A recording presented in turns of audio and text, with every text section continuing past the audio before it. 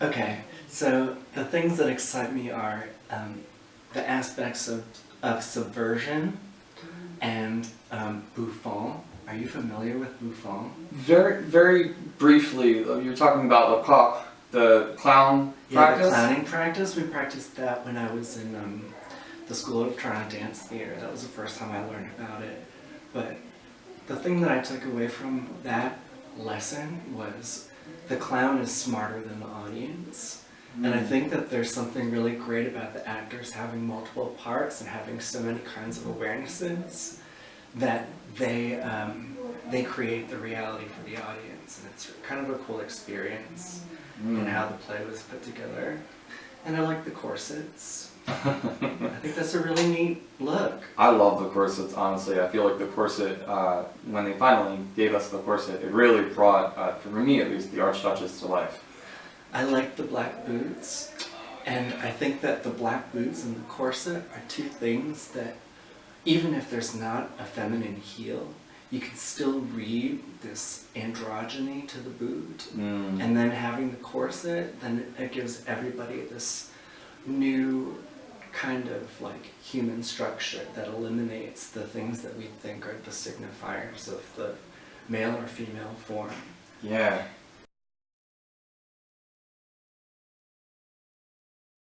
You know, when somebody gets a chance to really delve into this gender unknown, I think it's really beautiful to see the tenderness. It's like prepubescence. There's like an innocence and a vulnerability that's kind of like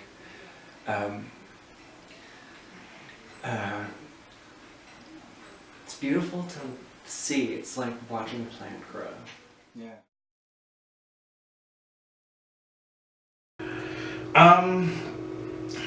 I like adaptations, so that's just a very basic thing that excites me about the play, that it's an adaptation of a novel. I have a deep appreciation for Virginia Woolf, and I have enormous respect for Sarah Rule. So this is a perfect storm of things that excite me about a play.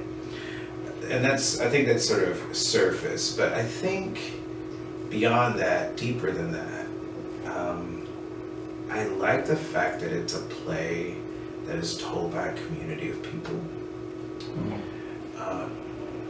And that's something we don't see a lot of in contemporary playwriting.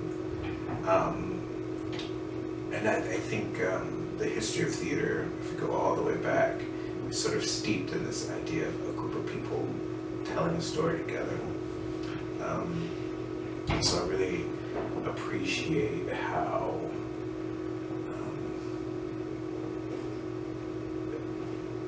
basic that is, how primal that is, and that's exciting to me.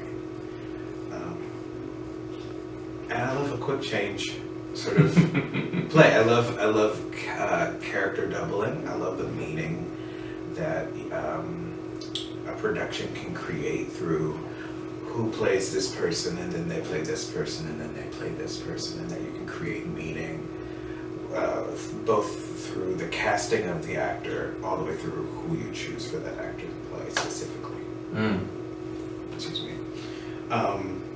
And so that's been a really exciting journey for me, is finding the bodies and then putting those bodies into the roles, and then having those bodies act as prisms for these characters, which is just a fabulous thing to watch, and it's an incredible group of people. So it is a very fun room. Yeah, it's a great room.